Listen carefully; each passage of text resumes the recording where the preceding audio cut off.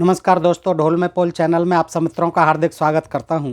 दोस्तों, देवताओं का राजा इंद्र, जिसे एक वैदिक देवता मान करके पूजा जाता रहा, उसे वृत्र का, सम्रासुर का आदि सैकड़ों असुरों का संहारक बता करके वेदों में बड़ा पूज्य माना गया है इंद्र को। और उसे जगह जगह सोमरस पिलाते रहे हैं, सोमरस पिलाने के लिए आह्वान करते रहे पीने के लिए। और दोस्तों, ये जो है आगे चल करके वैदिक युग के पश्चात इंद्र की पूजा जो है समाप्त हो गई। इंद्र की पूजा आजकल भी नहीं होती है दोस्तों, क्योंकि इंद्र जो है बहुत दुराचारी था और बहुत ही व्यभिचारी था। कई गौतम जैसे ऋषियों की पत्नियों के साथ व्यभिचार किया था और तमाम ऋषियों को जो तपस्या करते थे उनकी तपस्या में विघ्न बाधा पहुंचाने के लिए वो अपनी अप्सराओं को भेजकर उनकी तपस्या को भंग कराता था। इसलिए परेशान होकर के आगे चल करके ऋषियों ने, ब्राह्मणों ने इंद्र की पूजा को ही बंद करा दिया। आज दोस्तों हम देखते हैं कि विभिन्न रामायणों में इंद्र के बारे में विभिन्न प्रकार की बातें लिखी हुई हैं। वाल्मीकि रामायण में जब इंद्र जो है गौतम ऋषि की पत्नी अहिल्या के साथ समागम करता है, यद्यपि वो समागम जो है दोनों की सहमति से होता है, उसमें इंद्र की पत्नी, गौतम की पत्नी अहिल्या का भी साथ था, समागम के लिए इच्छा थी इसलिए किया था। लेकिन गौतम ऋषि ने आने पर और इंद्र को शाप दिया कि तू जो है अंडकोश रहित हो जा। और इसके बाद अंडकोश रहित होकर के इंद्र बड़ा पश्चाताप करता है और देवताओं से विनय याचना करता है और वो एक मेढ़े के अंडकोश निकाल करके उसके लगा देते हैं। दोस्तों, इस प्रकार का वाल्मीकि रामायण में वर्णन आता है। ये बालकांड में 125 पृष्ठ पर है और 48वां सर्ग है, इसमें आता है। और इसके बाद हम देखेंगे अध्यात्म रामायण में, उसमें जो है भग जो है 1000 भग हो जाते हैं, योनि हो जाती हैं इंद्र के, उसमें इस तरह से दिखाया गया है। और फिर वो भग जो है गौतम ऋषि के शाप से ही 1000 आँखों में बदल जाते हैं। तो दोस्तों, ये इंद्र के बारे में बड़ी विचित्र कथाएं हैं। आइए सुनते हैं दोस्तों। पहले वाल्मीकि रामायण से ले लेते हैं कि वाल्मीकि रामायण ये जो है गीता प्रेस गोरखपुर की है और ये 48वां सर्ग है बालकांड में। इसमें एक दिन जब महर्षि गौतम आश्रम पर नहीं थे, उपयुक्त अवसर समझकर सचीपत इंद्र गौतम मुनि का वेश धारण किए वहाँ आए और अहिल्या से इस प्रकार बोले। ऋतुकालम प्रतीक्षन्ते नार्थिनः सुसमाहिते संगम त्वहमिच्छामि त्वया स सुमध्यमे। 18वां श्लोक। सदा सावधान रहने वाली सुंदरी, रत की इच्छा रखने वाले प्रार्थी पुरुष ऋतुकाल की प्रतीक्षा नहीं करते हैं। ऋतुकाल की प्रतीक्षा नहीं करते हैं रत की इच्छा करने वाले पुरुष। सुंदर कट प्रदेश वाली सुंदरी, मैं इंद्र तुम्हारे साथ समागम करना चाहता हूँ। इंद्र ने आते ही अपना प्रस्ताव रख दिया सामने। रघुनंदन महर्षि गौतम का वेश धारण करके आए हुए इंद्र को पहचान कर भी राम जी को कथा सुना रहे हैं विश्वामित्र जी। रघुनंदन महर्षि गौतम का वेश धारण करके आए हुए इंद्र को पहचान कर भी उस दुर्बुद्धि नारी ने, अहो देवराज, इंद्र मुझे चाहते हैं, मुझे तो देवराज इंद्र चाहते हैं, ये बड़े सौभाग्य की बात है। इस कौतूहल बस उनके साथ समागम का निश्चय करके वह प्रस्ताव स्वीकार कर लिया। देखिए वाल्मीकि रामायण 126 पृष्ठ पर। रति के पश्चात उसने देवराज इंद्र से संतुष्ट चित्त होकर कहा, सुरश्रेष्ठ, मैं आपके समागम से कृतार्थ हो गई। प्रभु, अब आप शीघ्र यहाँ से चले जाइए। देवेश्वर, महर्षि गौतम के कोप से आप अपनी और मेरी भी सब प्रकार से रक्षा कीजिए। अब खैर नहीं है, आप निकल जाओ और गौतम जी के कोप से मुझे भी बचाओ और स्वयं को भी बचाओ। इंद्रस्तु प्रहसन वाक्यम अहिल्याम रवदमित शुश्रोण परतुष्टो अस्मि गमिष्यामि यथागतम। तब इंद्र ने अहिल्या से हंसते हुए कहा, सुंदरी, मैं भी संतुष्ट हो गया, अब जैसे आया था उसी तरह चला जाऊंगा। श्री राम, इस प्रकार अहिल्या से समागम करके इंद्र जब उस कुटी से बाहर निकले तब गौतम के आ जाने की आशंका से बड़ी उतावली के साथ वेगपूर्वक भागने का प्रयत्न करने लगे। इतने में ही उन्होंने देखा देवताओं और दानवों के लिए भी दुर्धर्ष तपोबल संपन्न महामुनि गौतम हाथ में समिधा लिए आश्रम में प्रवेश कर रहे हैं। उनका शरीर तीर्थ के जल से भीगा हुआ है और वे प्रज्वलित अग्नि के समान उद्दीप्त हो रहे हैं। उन पर दृष्टि पड़ते ही देवराज इंद्र भय से थर्रा उठे। उनके मुख पर विषाद छा गया, वो तो छाना ही था। दुराचारी इंद्र को मुनि का वेश धारण किए देख सदाचार संपन्न मुनिवर गौतम जी ने रोष में भरकर कहा। क्या कहा? मम रूपम समास्थाय कृतवानस दुर्मते अकर्तव्यमिदम यस्मात् विफलस्त्वं भविष्यसि। 27वां श्लोक। दुर्मते, तूने मेरा रूप धारण करके यह न करने योग्य पाप कर्म किया है, इसलिए तू विफल यानी अंडकोशों से रहित हो जाएगा। अंडकोशों से रहित हो जाएगा। देखिए कितना भयंकर शाप दे दिया। गौतमनेव मुक्तस्य सुरासोण महात्मना पततुम वृषणो भूमो सहस्राक्षस्य तत्क्षणात्। 28वां श्लोक। रोष में भरे हुए महात्मा गौतम के ऐसा कहते ही सहस्राक्ष इंद्र के दोनों अंडकोश उसी क्षण पृथ्वी पर टपक पड़े। इंद्र को इस प्रकार शाप देकर गौतम ने अपनी पत्नी को भी शाप दिया। दुराचारिणी, तू भी यहाँ कई हजार वर्षों तक केवल हवा पीकर या उपवास करके कष्ट उठाती हुई राख में पड़ी रहेगी। समस्त प्राणियों से अदृश्य हो रहकर इस आश्रम में निवास करेगी। जब दुर्धर्ष दशरथ कुमार राम इस घोर वन में पदार्पण करेंगे उस समय तू पवित्र होगी। उनका आतिथ्य सत्कार करने से तेरे लोभ मोह आदि दोष दूर हो जाएंगे और तू प्रसन्नतापूर्वक मेरे पास पहुंचकर अपना पूर्व शरीर धारण कर लेगी। तदनंतर अफलस्तु ततः शक्रो देवाग्निं पुरोगमानः अब्रवीतं त्रस्तनयनः सिद्ध गंधर्वाचरणान्। 1वां श्लोक। तदनंतर इंद्र अंडकोश से रहित होकर बहुत डर गए। उनके नेत्रों में त्रास छा गया। वे अग्नि आदि देवताओं, सिद्धों, गंधर्वों और चारणों से इस प्रकार बोले। देवताओं, महात्मा गौतम की तपस्या में विघ्न डालने के लिए, देखिए क्या झूठ बोला। महर्षि गौतम की तपस्या में विघ्न डालने के लिए, ये नहीं कहा कि समागम करने के लिए उनकी पत्नी से, विघ्न डालने के लिए मैंने उन्हें क्रोध दिलाया है। ऐसा करके मैंने यह देवताओं का कार्य ही सिद्ध किया है। ये आप लोगों का ही भला किया है, मैंने कोई बुरा नहीं किया उनकी तपस्या भंग करके। सत्यक्रत्रोर्वचः श्रुत्वा देवासाग्नि पुरोगमः पितृदेवानुपत्यायु सर्वे सह मरुद्गणे। इंद्र का यह वचन सुनकर मरुद्गणों सहित अग्निया समस्त देवता कव्यवाहन आदि पितृ देवताओं के पास जाकर बोले, पितृगण या आपका भेड़ा। अब पितृगणों के पास पहुंच गए सारे देवता मरुद्गण सहित।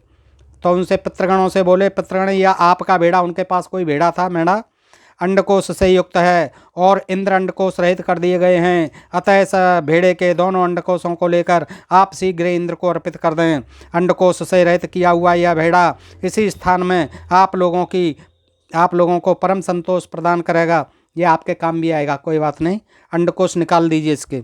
अतः जो मनुष्य आप लोगों की प्रसन्नता के लिए यानी पितरों की प्रसन्नता के लिए पितर कर्म में, श्राद्ध पक्ष में अंडकोश रहित मेढ़ा दान करेंगे, देखिए अंडकोश मेढ़ा दान करेंगे, उन्हें आप लोग उस दान का उत्तम एवं पूर्ण फल प्रदान करेंगे। अग्नि की यह बात सुनकर पितृ देवताओं ने एकत्र हो भेड़े के अंडकोशों को उखाड़कर इंद्र के शरीर में उचित स्थान पर जोड़ दिया। देखिए क्या सर्जरी की। मेढ़े के अंडकोश निकाले और इंद्र के लगा दिए। ये भी भयंकर सर्जरी होती थी पहले, देखिएगा। कुकुस्थ नंदन श्री राम तभी से यहाँ आए हुए समस्त पितृ देवता अंडकोश रहित भेड़ों को ही उपयोग में लाते हैं। तभी से ये प्रचलन में आ गया कि ये पितृ देवता जो है पितृपक्ष में बिना अंडकोश के मेढ़ों को खाते हैं, स्वीकार करते हैं और दाताओं को उनके दानत जनित फलों के भागी बनाते हैं। दोस्तों इस तरह से ये इसमें आया। और अब मैं आपके सामने अध्यात्म रामायण से बताता हूँ। अध्यात्म रामायण से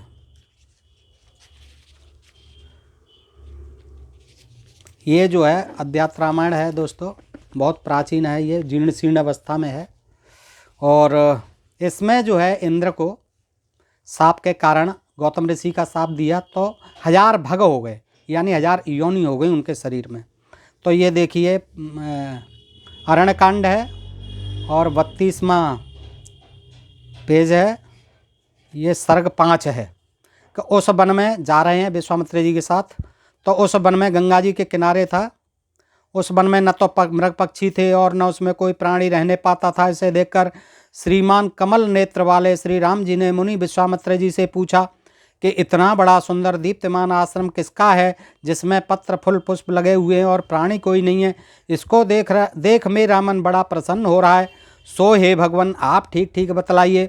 विश्वामित्र बोले, हे राम, पहले जो वृतांत हो गया है उसे सुनो कि संसार में विख्यात एक गौतम ऋषि थे। गौतमस्याश्रम पुण्यं त्राहल्यां स्थितापः दिव्य पुष्पकं लोपेतं पादपयं परवेष्टितं मृगपक्षणं रहीनानां जुम विवर्जितं दृष्टवो वाचं मुनिं श्रीमान रामो राजीवलोचनः कस्येत्यादृशं पदमं भाति भावोच्छं संवृतः पत्रपुष्पं फलैरक्तं जंतुभिः परिवर्जितम्। तो इस तरह से ये श्लोक हैं। हे भगवान, आप ठीक ठीक बतलाइए। विश्वामित्र बोले, हे श्री राम, पहले जो वृतांत हो गया है उसे सुनो कि संसार में एक विख्यात गौतम ऋषि थे। ये सब धर्मधारियों में श्रेष्ठ थे और तप करके भगवान की आराधना करते थे। ब्रह्मा जी ने उनको संसार भर में सुंदरी एक अहिल्या नाम की कन्या दी। ब्रह्मा की कन्या थी अहिल्या, क्योंकि ब्रह्मा जी उनके ब्रह्मचर्य से बड़े प्रसन्न हुए थे और वह कन्या मुनि की शुश्रूषा करती थी और तपस्वियों में श्रेष्ठ गौतम उनके साथ यहाँ रहा करते थे। इंद्र उसकी सुंदरता से मोहित होता था, उसके साथ संभोग करने के लिए नित्य अवसर देखने लगा था।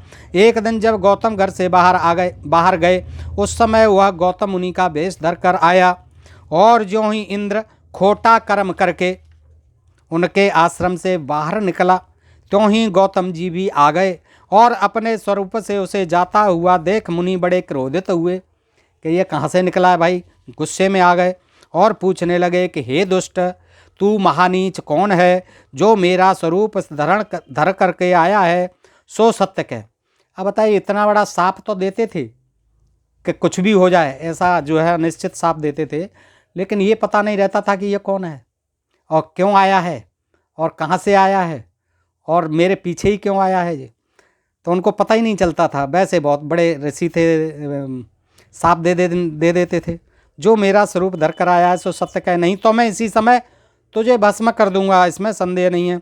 वह बोला कि मैं देवराज इंद्र हूँ, काम के वशीभूत होने से मेरे चित्त में बुरी वासना हुई, इसी से मैंने अहिल्या के साथ खोटा कर्म किया है। देवराज था, उसे क्या डर था, उसने साफ साफ बता दिया कि मैंने जो है काम वासना के से ग्रस्त हो करके आपकी पत्नी अहिल्या के साथ में खोटा कर्म किया है। तो गौतम जी के यह सुनकर गौतम जी ने क्रोध के मारे रक्त नेत्र कर साप दे दिया कि हे दुष्टात्मा, हे यौन लंपट, जा तेरे शरीर पर 1000 भग हो जाएंगे, यानी 1000 योनियाँ हो जाएंगी। देवराज इंद्र को साप देकर शीघ्र अपने आश्रम को गए और हाथ जोड़े कांपती हुई अहिल्या को देख गौतम जी ने कहा, हे दुष्टा, हे दुराचारिणी, तू मेरे आश्रम में रात दिन निराहार घोर तप करती हुई शिला पर खड़ी रह और धूप पवन वर्षा आदि को सहती हुई एकाग्र चित्त से हृदय में स्थित परमेश्वर राम जी का ध्यान करती रहे। देखिए क्या साप दिया कि हे दुष्टा, हे दुराचारिणी, मेरे आश्रम में रात दिन निराहार, तुझे अब भोजन नहीं मिलेगा, घोर तप कर और शिला पर खड़ी रह, बैठे भी मत, सो भी मत, शिला पर खड़ी रह। और गोस्वामी बाबा लिखते हैं कि वो शिला हो गई पत्थर की और पैर लगते ही तर के स्वर्ग को चली गई। और यहाँ पर ये वाल्मीकि ऋषि के वाल्मीकि रामायण में भी उन्होंने नहीं लिखा है ऐसा कि वो हो गई, वो वन में ही रहती है और इसी तरह ये जंग वन में ही रहती है, निराहार रह करके और तप करती रहे और शिला पर खड़ी रहे और धूप पवन वर्षा आदि को सहती हुई एकाग्र चित्त से हृदय में स्थित परमेश्वर राम जी का ध्यान करती रहे। और यह मेरा आश्रम नाना प्रकार के जीवों से रहित हो जाएगा, यहाँ कोई जीव जंतु भी नहीं रहेगा आज से। और यूँ जब कितने ही 1000 वर्ष व्यतीत हो जाएंगे, 1000 वर्ष व्यतीत हो जाएंगे, और तब दशरथ पुत्र श्री रामचंद्र जी छोटे भाई लक्ष्मण जी सहित यहाँ आएंगे और वे तेरी आश्रम शिला को अपने चरणों से स्पर्श करेंगे, आश्रम की शिला को, न कि उसको खुद जो बन गई थी अहिल्या, ऐसा नहीं, अपने चरणों से स्पर्श करेंगे आश्रम की शिला को। तब ही तू सब पाप से छूट जाएगी और भक्तिपूर्वक श्री राम जी की पूजा परिक्रमा और नमस्कार करके साप से मुक्त हो जाएगी। दोस्तों, इस प्रकार के ये एक ही प्रसंग कई रामायणों में कई तरह से दिया हुआ होता है। इसमें आपने अध्यात्म रामायण में देखा कि साप के कारण वह जो है 1000 भग वाले हो गए, 1000 योनि वाले हो गए, और उधर वाल्मीकि रामायण में देखा कि वो अंडकोशों से रहित हो गए। तो ये बड़ी विचित्र कथाएं हैं राम जी के बारे में, रामायण के बारे में दोस्तों, रामायणों में दी हुई हैं। आप सुन करके इनको अनुमान लगा सकते हैं कि किस तरह से इन कवियों की कल्पना रही है। दोस्तों, इनका तर्कसंगत कोई भी विधान नहीं है, कोई भी इनका नियम नहीं है, कोई भी इनका वैज्ञानिक हासिल नहीं होता है। इससे वैज्ञानिक लक्ष्य जो है ये अपने हिसाब से इन्होंने जो भी आया है, जैसा भी आया है, लगता है मनोरंजन के लिए ये लिख दी गई हैं। दोस्तों, आज के लिए इतना ही। सुनने के लिए आभार, धन्यवाद। ढोल में पोल चैनल को सब्सक्राइब करते हैं। नमस्कार।